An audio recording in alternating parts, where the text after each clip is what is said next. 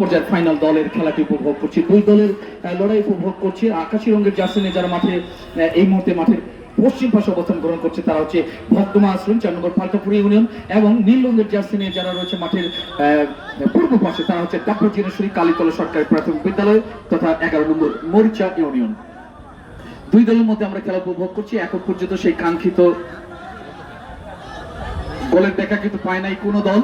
মোড়ে হয়ে লড়াই করছে দুটি দল, তারা একটি গোলের জন্য কিন্তু মোড়ে হয়ে লড়াই করছে। দেখা যাক কি হয়।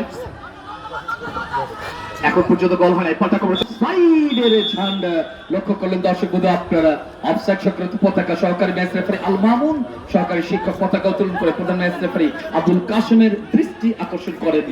আবুল কাশেম বাংলাদেশ প্রাথমিক সহকারী শিক্ষক সমিতির সম্মানিত সদস্য সচিব, এক সময়কার দুর্দান্ত ফুটবলার, পাশাপাশি বীরগঞ্জ উপজেলা ক্রীড়া সংস্থার সদস্য হিসেবেও দীর্ঘদিন কিন্তু দায়িত্ব পালন করেছেন আবুল কাশেম প্রধান ম্যাচ রেফারি। তার সাথে রয়েছে দুজন সীমান্তের অতন্ত্র প্রহরী, সহকারী ম্যাচ রেফারি হিসেবে দায়িত্ব পালন করছেন মাসুদ রানা।